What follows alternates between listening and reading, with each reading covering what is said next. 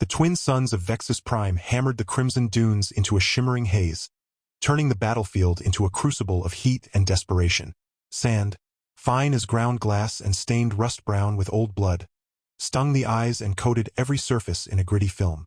Captain Eris Thorn crouched behind the shattered remains of a skitterer drone, his breath rasping inside his cracked helmet. The air recyclers wheezed like a dying animal, struggling against the planet's toxic atmosphere. Around him, the remnants of his platoon were scattered like broken toys, some still twitching, most horrifyingly still. The air thrummed with the distant shriek of plasma cannons and the guttural roars of the Cthar, the hulking insectoid invaders who turned this desert into their personal slaughterhouse. Eris's fingers tightened around the grip of his pulse rifle, knuckles white beneath his gloves. He was down to his last power cell, his armor was breached at the shoulder, and the medkit was empty. Hope was a luxury he couldn't afford, not out here in the furnace of Vexus. Then he saw her. She moved like liquid moonlight across the dunes, a stark, impossible contrast to the brutal reds and browns of the wasteland. Tall and lithe, her skin was the pale, luminous white of polished bone, untouched by the sun's harsh glare. Her hair, a cascade of spun gold, streamed behind her like a banner as she sprinted, low and fast, toward his position. She wore form-fitting armor of interlocking silver plates, etched with swirling, bioluminescent glyphs that pulsed a soft, calming blue.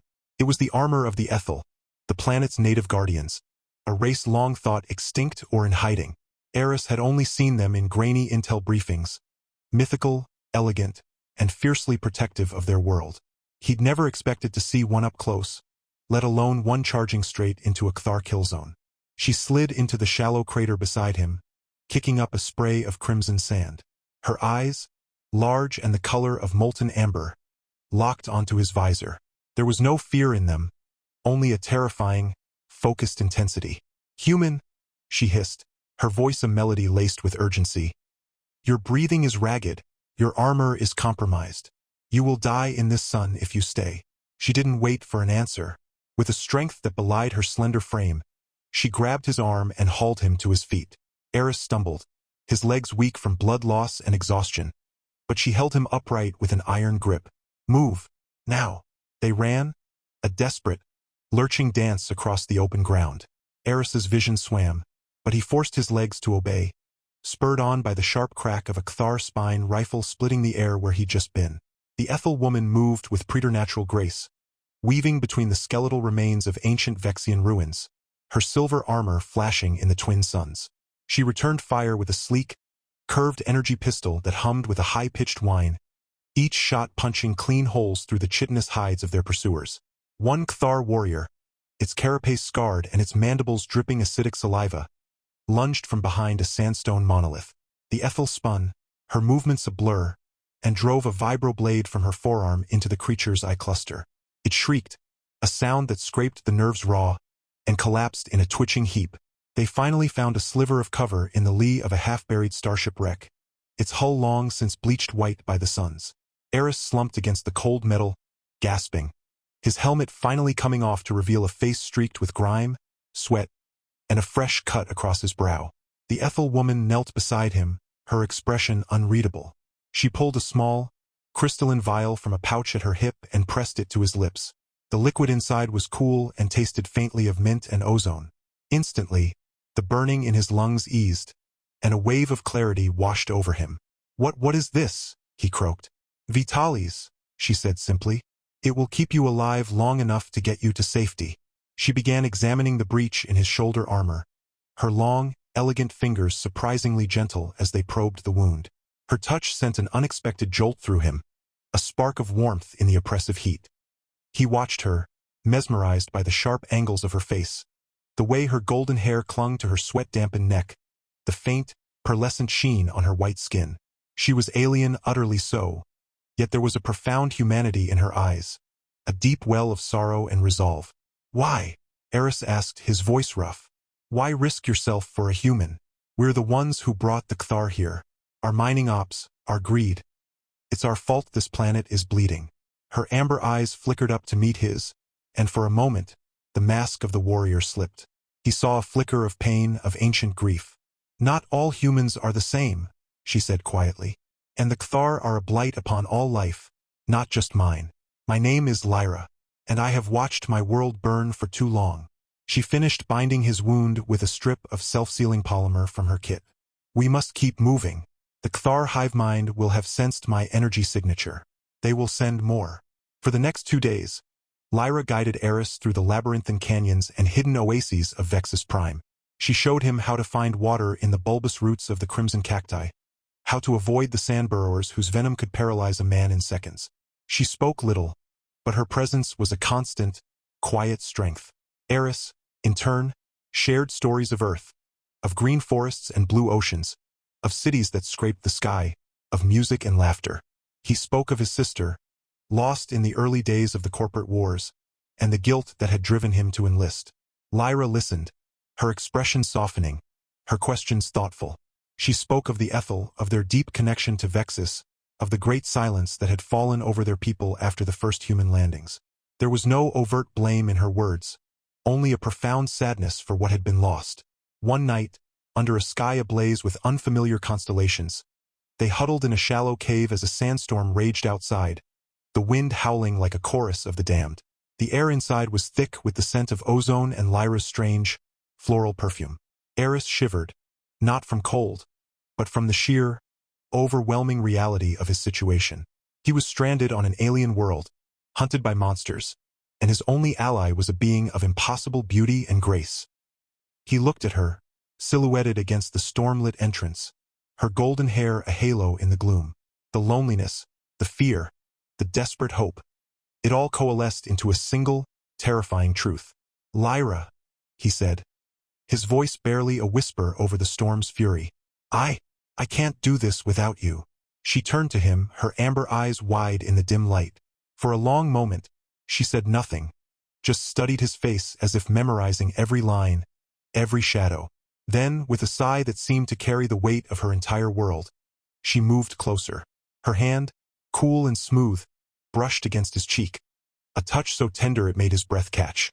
The air between them crackled, thick with unspoken words and a tension that had been building since that first desperate run across the dunes. "I know," she murmured. Her voice was softer now, stripped of its usual command, revealing a vulnerability that was more disarming than any weapon. "I feel it too, Eris. This pull, this madness." She looked away, towards the raging storm, her expression troubled. "It is forbidden. My elders, they would see it as a betrayal, a contamination of our bloodline." She laughed, a short, bitter sound, "As if our bloodline isn't already dying in the dust." Eris reached up, his hand covering hers where it rested on his face. Her skin was like silk over steel. "Lyra, look at me." When she did, he saw the conflict warring in her eyes, the duty of her people against the undeniable thrum of her own heart. "None of that matters right now. Not the elders, not the war, not the galaxy. All that matters is that you're here, and I'm here, and I want you." The words hung in the air, raw and honest, stripped of any pretense. Her breath hitched. A single luminous tear traced a path down her white cheek, catching the faint starlight. She leaned in, her forehead resting against his. Her voice, when it came, was a broken whisper, filled with a desperate, aching need that shattered the last of his defenses. "Human, I want you. I can't take it anymore." The storm outside seemed to fade into a distant rumble. In that small, dark cave, on a world that wanted them both dead, there was only this: the shared warmth of their bodies, the frantic beat of their hearts, and the terrifying, beautiful certainty of their connection. Their lips met, a collision of two worlds, two souls adrift in a sea of chaos. It was a kiss born of desperation and hope, of shared pain and a fragile, burgeoning love.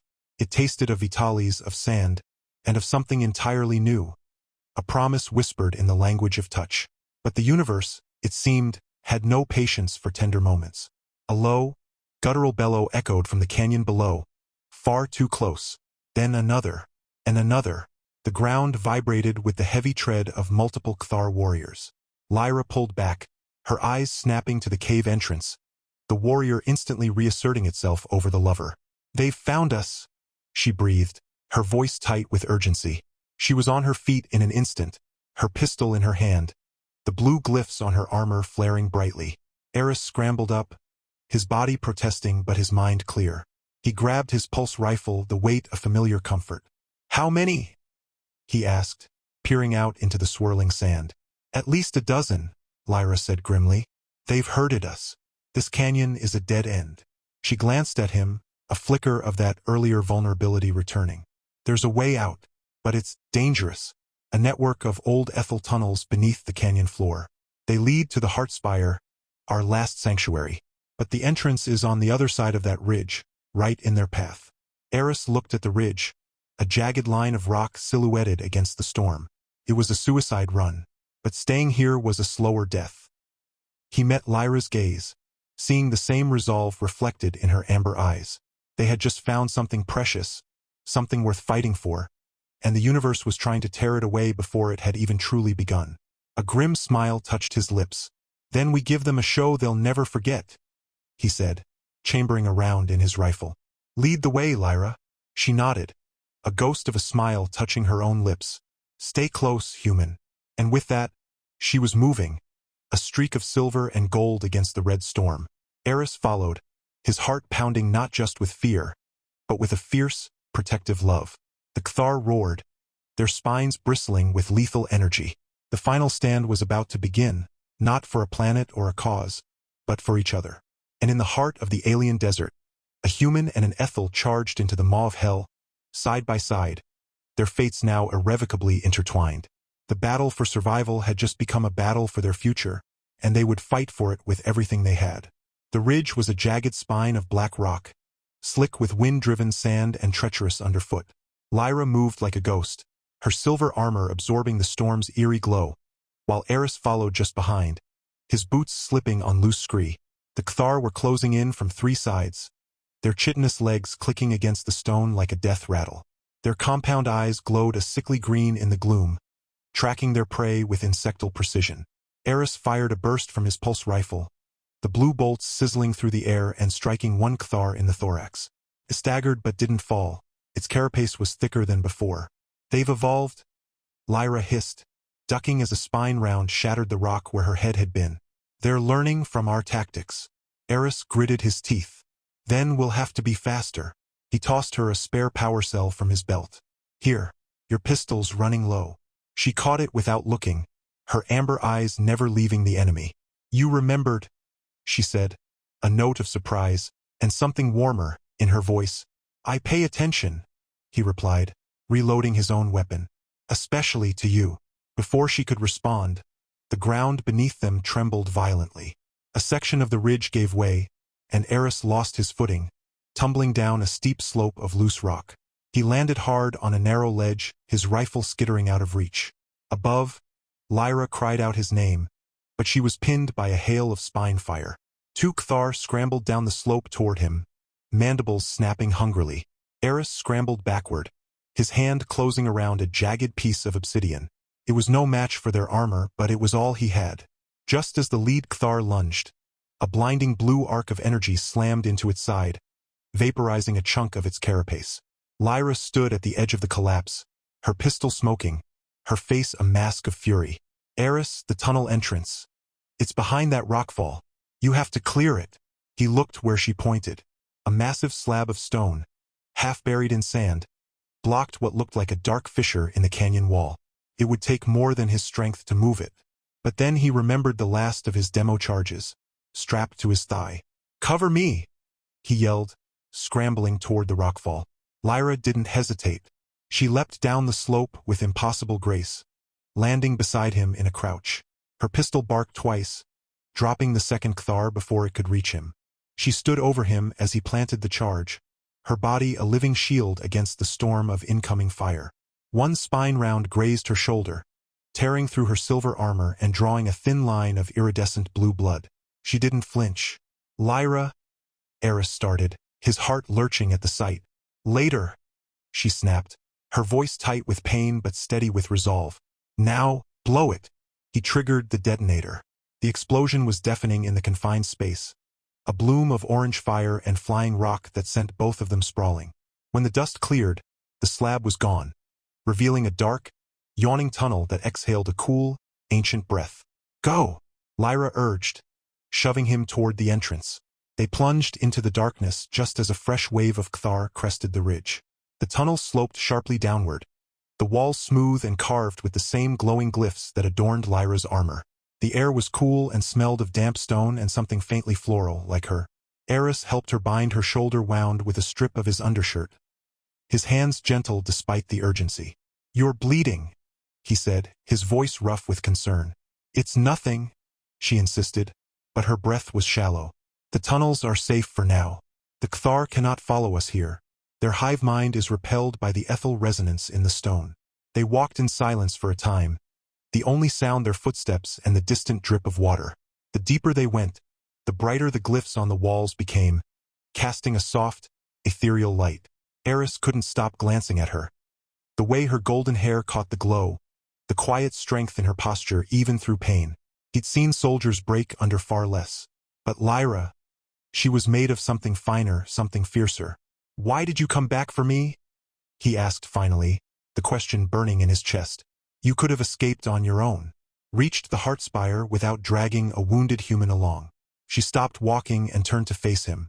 In the soft light, her amber eyes held a depth of emotion that stole his breath. "Because when I saw you on that battlefield," she said softly, "bleeding and alone, I didn't see a human. I saw a soul, a kindred spirit. And I knew, with a certainty that terrified me, that if I left you there, I would lose a part of myself I didn't even know I had."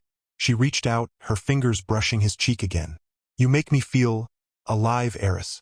In a world that has been dying for centuries, you are a spark." He caught her hand in his, pressing a kiss to her palm. Her skin tasted faintly of salt and something sweet, like starlight. "Then I'm never letting you go," he whispered. Their moment was shattered by a low, resonant hum that vibrated through the stone beneath their feet. The glyphs on the walls flared violently, shifting from blue to a warning crimson. Lyra's eyes widened in alarm. "No, it can't be. What is it?" Eris asked, his hand instinctively going to his weapon. "The Heartspire," she breathed, her voice trembling with dread. "It's under attack. But that's impossible. The spire is shielded, hidden, unless someone told them where it was." The realization hit them both at the same time. Betrayal. Someone among the Ethel, or someone who had been among them, had sold out their last sanctuary. Lyra's face hardened, her grief twisting into cold fury. "We have to warn them," she said, her voice like steel. "If the spire falls, Vexus dies with it." They ran. The tunnels twisted and turned like the veins of the planet itself, leading them ever deeper. The hum grew louder, resolving into the unmistakable sounds of battle. Energy weapons, screams, the guttural roars of Cthar. They burst into a vast cavern, and Eris stopped dead in his tracks. The Heartspire rose before them like a living cathedral of crystal and light, its core pulsing with a soft, golden radiance. But it was surrounded. Dozens of Cthar swarmed its base, their weapons chipping away at its shimmering energy shield. And standing among them, directing their assault with chilling calm, was another Ethel. He was tall and broad-shouldered, his white skin marred by jagged scars, his silver armor blackened and corrupted with Cthar glyphs. His hair was a dull, lifeless gray, and his eyes, once amber like Lyra's, were now a cold, empty black. "Kaelin," Lyra whispered, her voice breaking. The traitor turned, a cruel smile twisting his lips. "Sister," he said, his voice dripping with mockery. "I wondered when you'd crawl out of your hiding hole, and you brought your pet human with you. How sentimental." Eris stepped in front of Lyra, his rifle raised. "Stay back." Kaelin laughed, a sound like shattering glass. "You think your little toy can stop me? I have given the Cthar the key to this world. In return, they will make me its god." He raised a hand, and the Cthar around him tensed, their weapons humming to full power. "Surrender the spire's core, Lyra, or watch your human burn." Lyra's hand found Eris's, her grip tight. "Don't listen to him," she murmured. "The core is tied to my life force. If he takes it, I die. And Vexus dies with me." Eris looked from her to Kaelin, his mind racing. He was outgunned, outnumbered. But he had one thing Kaelin didn't, Lyra's trust, and her love. And that was a weapon all its own. "Then we give him what he wants," Eris said, his voice low and steady. He met Lyra's eyes, and in that look, they shared a plan without words. A desperate, dangerous gamble. Lyra nodded almost imperceptibly. Then, with a cry of anguish that was half real, half performance, she shoved Eris aside and ran toward Kalen, her hands raised. "Wait! Don't hurt him! Take me! Take the core!" Kalen's smile widened. "Wise choice, sister." As Lyra neared him, Eris saw his moment. He dropped his rifle and activated the last of his tech, a short-range EMP grenade he'd salvaged from a dead comms officer. He hurled it not at the Cthar, but at the base of the spire itself. The explosion wasn't loud, but it was devastating. A pulse of electromagnetic energy washed through the cavern, frying every piece of unshielded tech, including the Ctharis weapons and Kalen's corrupted armor systems. The traitor staggered, his black eyes wide with shock as his enhancements failed. In that instant of chaos, Lyra moved. She wasn't running to Kalen. She was running past him, toward the spire's core. She placed her hands on its surface, and the golden light flared blindingly bright. The ground shook. The very air seemed to scream. "You fool!" Kalen roared, lunging for her. "You'll destroy us all." But Lyra wasn't destroying the core. She was awakening it. The Heart Spire wasn't just a sanctuary. It was a weapon, and its power was love, sacrifice, and the unbreakable will of its people. Golden energy erupted from the spire, washing over the cavern in a wave of pure, cleansing light. The Cthar shrieked as their chitinous bodies withered and turned to ash. Kalen screamed, his corrupted form unraveling like smoke in the wind, his betrayal consumed by the very power he had sought to steal. When the light faded, the cavern was silent. The Cthar were gone. Kalen was gone. Only Eris and Lyra remained, standing in the soft glow of the restored spire. Lyra swayed on her feet, exhausted but alive. Eris caught her before she fell, holding her close. Her heart beat against his chest, strong and steady. "You did it," he whispered, pressing his forehead to hers. "We did it," she corrected, her voice weak but full of wonder. She looked up at him, her amber eyes shining with tears and something far brighter. Together, outside, the twin suns of Vexus Prime were setting, painting the desert in hues of gold and violet. The storm had passed. For the first time in a long time, the planet breathed freely. And in the heart of its sanctuary, a human and an alien held each other, not as soldier and savior, but as partners, as equals, as something new. The war wasn't over. The galaxy was still vast and dangerous. But here, in this moment, they had won something far more precious than a battle. They had won a future, and they would face whatever came next, together. The Heart Spire pulsed gently, its golden light now steady and warm, like a slow, contented heartbeat. The air in the cavern smelled of ozone, ancient stone, and the faint, sweet scent of Lyra's skin. Eris held her close, feeling the tremors in her limbs slowly subside as the spire's energy flowed through her, knitting her wounds and replenishing her strength. She leaned into him, her golden hair spilling over his shoulder, her breath soft against his neck. For a few precious moments, there was only this peace, quiet, and the unspoken promise that had passed between them in the storm. But peace on Vexus Prime was a fragile thing. A low chime echoed through the chamber, melodic yet urgent. The glyphs on the spire's surface shifted again, this time forming a complex pattern that Lyra recognized instantly. Her body tensed, and she pulled back just enough to meet Eris's eyes. "The spire's sentience. It's showing me something," she said, her voice hushed with awe. "Not a memory, a warning." She placed her palm back on the crystalline surface, and the chamber filled with a shimmering projection. A star map, vast and intricate, centered on Vexus. But it wasn't just stars. Threads of dark energy, like veins of corruption, stretched outward from the planet, connecting to distant systems. And at the far end of one such thread, orbiting a dying red star, hung a massive structure. A Cthar nexus, a command hive capable of birthing entire fleets. "They're not done," Eris realized, his stomach sinking. This was just the first wave. Lyra nodded grimly. "The Cthar don't conquer. They consume. And they've marked Vexus as the heart of their new empire. If that nexus activates fully, it will drain the life force of every living world within 50 light-years, including Earth." Eris felt a cold dread coil in his gut. He'd left Earth behind, but it was still home. His sister's grave was there. His memories, millions of lives, oblivious to the horror creeping toward them through the void. He looked at Lyra, seeing the same resolve hardening in her amber eyes. She wasn't just fighting for her people anymore. She was fighting for his too. "There's a way to stop it," she said, her voice gaining strength. "The spire holds the last seed of the Ethel World Tree, a living vessel of pure creation energy.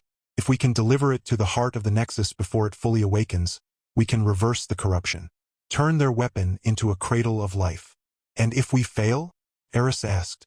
Lyra's gaze didn't waver. "Then the galaxy burns." They didn't hesitate. With the spire's blessing, Lyra retrieved the seed. A small, glowing orb no larger than a human heart, suspended in a cradle of woven light. It hummed softly, radiating warmth and a sense of profound calm. She secured it in a chest harness woven from spire fiber, its glow pulsing in time with her own heartbeat. Before they left the sanctuary, Lyra led Eris to a quiet alcove deep within the spire's roots. There, embedded in the wall, was a pool of liquid light. "This is the mirror of bonds," she explained. "It shows the truth of a connection between two souls." She took his hand. "I want you to see what I see." They stepped into the pool together. The light rose around them, cool and weightless. Images swirled, not of battles or planets, but of moments. Eris sharing his last ration bar with a wounded comrade. Lyra singing an old Ethel lullaby to a dying elder. Eris laughing under Earth's rain. Lyra dancing alone in a moonlit desert, her hair catching the starlight. And then, woven through it all, were visions of them. Standing back to back in battle, tending each other's wounds, sharing silent glances across a campfire, growing old together in a quiet valley beneath twin suns. Tears welled in Eris's eyes. "Is that real?" "It's possible," Lyra whispered, her voice thick with emotion. "If we survive, if we choose each other, again and again, even when the universe tries to tear us apart." He kissed her then, not in desperation, but in promise. A vow sealed in light and silence. Their journey to the Nexus would take them beyond Vexus, into the lawless fringe of known space. The spire gifted them a vessel, a sleek, organic-looking skiff grown from the same living crystal as the sanctuary. It responded to thought and emotion, its hull shimmering with the same golden glyphs as Lyra's armor. They named it Dawnchaser. The first leg of their voyage was quiet, the stars stretching endlessly around them. Eris learned to navigate by Lyra's star lore, while she taught him the old Ethel tongue, its syllables like wind through crystal chimes. He, in turn, taught her earth songs, old folk ballads and war hymns, and she listened with rapt attention, her fingers tracing the lines of his face as he sang. But the calm couldn't last. 3 days into their journey, alarms blared through the Dawnchaser. A Kthar patrol, a trio of jagged, obsidian dreadnoughts, had locked onto their energy signature. They'd been tracked from Vexus. "Hold on," Lyra shouted, her hands flying over the ship's neural interface. The Dawnchaser banked hard, diving into the debris field of a shattered moon. Plasma fire seared past the hull, close enough to make the ship shudder. Eris manned the dorsal turret, his movements sharp and practiced. He picked off a pursuing fighter with a clean shot, but another clipped their starboard wing. Sparks flew. Warning lights flashed crimson. "They're hurting us," Eris realized. "Toward that gas giant." Lyra's jaw tightened. "They know we can't jump to warp near a gravity well. We're trapped." Unless they weren't. Eris remembered an old smuggler's trick from his academy days. A blind microjump through a planet's magnetosphere. It was insane. One miscalculation and they'd be torn apart by tidal forces. But it was their only chance. "Trust me," he said, locking eyes with her. She didn't ask questions. She simply nodded. "I always do." He fed the coordinates into the NAV computer, his hands steady despite the chaos. Lyra channeled the spire's energy into the engines, the Dawnchaser glowing white-hot. As the Kthar closed in for the kill, Eris triggered the jump. The universe twisted. Stars stretched into streaks of light. The ship screamed in protest. For a heart-stopping moment, Eris thought they'd miscalculated, that they'd be crushed into atoms. Then silence. They emerged in the shadow of a nebula, the Kthar fleet nowhere in sight. The Dawnchaser drifted, its systems flickering but intact. Lyra let out a breath she hadn't realized she was holding. Then she laughed. A bright, clear sound that filled the cockpit. "You're full of surprises, Eris Thorn." He grinned, exhaustion and relief washing over him. "Just keeping you on your toes." She reached across the console and took his hand. "You keep me alive." As they drifted, the seed in its cradle pulsed brighter, as if sensing their victory. But ahead, on the edge of the star map, The red star loomed larger. The Nexus waited, and so did their destiny. They would face it together not as human and alien but as something new, something stronger, something the galaxy had never seen before. And whatever came next, they would meet it with courage, with love, and with the unshakable bond forged in the heart of a desert under alien stars. The Cthar Nexus hung in the void like a blackened heart, its spires bristling with jagged energy conduits that pulsed with stolen life. From the cockpit of the Dawnchaser, Eris and Lyra watched it churn, a storm of corruption swirling around its core. The seed in its cradle glowed fiercely between them, as if sensing the evil it was meant to undo. "There's no time for stealth," Lyra said, her voice calm despite the tension coiling in her frame. "We go straight through the heart." Eris nodded, his hands steady on the controls. "Then let's give them a wedding gift they'll never forget." They'd spoken of it only once, in the quiet hours between stars, of binding their lives not just in spirit, but in the ancient Ethel rite. No rings, no vows spoken under Earth's sky or Vexus's twin suns. Just a promise sealed in the presence of the spire's light and the seed's warmth.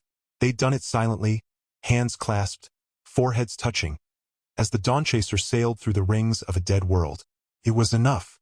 It was everything. Now they charged. The Dawnchaser screamed through the Nexus's outer defenses, plasma fire scorching its hull.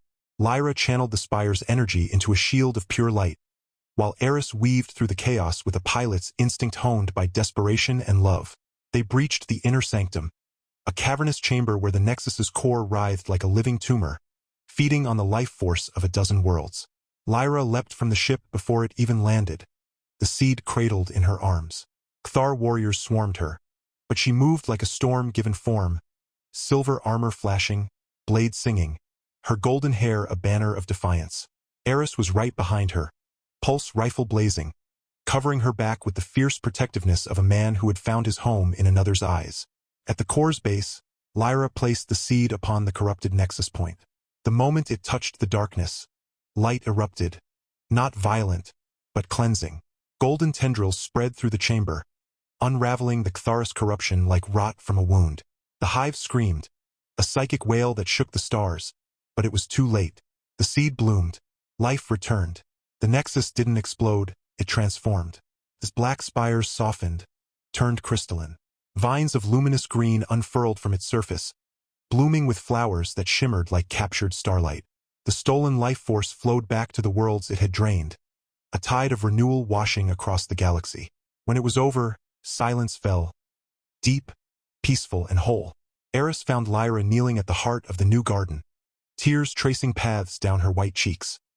He knelt beside her, pulling her into his arms. They didn't speak. They didn't need to. The universe had been remade, and so had they. Years later, on a quiet valley nestled between the restored dunes of Vexus Prime, a small homestead stood beneath the twin suns. Its walls were woven from living crystal and earth-grown timber, a fusion of two worlds, two hearts. Smoke curled from the chimney, carrying the scent of spiced root stew and something sweet baking inside. Inside, Lyra stood at the hearth, her golden hair now streaked with strands of silver, her amber eyes warm with contentment. She hummed an old Ethel lullaby as she stirred the pot. At her feet, 3 children played. A boy with his father's dark curls and his mother's luminous skin, a girl with Lyra's golden hair and Eris's stubborn chin, and a toddler with violet-tinged eyes and a laugh like wind chimes, already trying to climb the furniture. Eris stepped through the door, his boots dusty from the fields where he'd been helping the new Ethel human settlement build irrigation channels. He was older now, lines etched around his eyes from sun and laughter, but his smile was the same, warm, steady, and full of love. He scooped up the toddler, who squealed with delight, and kissed Lyra deeply. Right there in the kitchen, flour dusting his cheek from where the little girl had thrown a handful at him earlier. "You're late," Lyra teased, though her eyes sparkled. "The canal needed one last seal," he said, setting the child down and wrapping his arms around her waist. "But I wouldn't miss dinner, or story time, or you." Outside, the twin suns dipped below the horizon, painting the sky in hues of rose and gold. The heart spire, now a beacon of peace rather than war, glowed softly in the distance. The galaxy was healing. New alliances flourished. Humans and Ethel walked side by side, not as conquerors and conquered, but as partners. And in their little home, filled with the sounds of laughter, clattering dishes, and the soft murmur of bedtime stories, Eris and Lyra had built something rarer than any cosmic power. A life of quiet joy, deep love, and a family born of two worlds, bound by a promise made in the heart of battle. They had faced the end of everything and chosen, instead, to build a beginning. And every night, as they lay together beneath the stars, listening to the soft breathing of their children in the next room, they knew this was the greatest victory of all.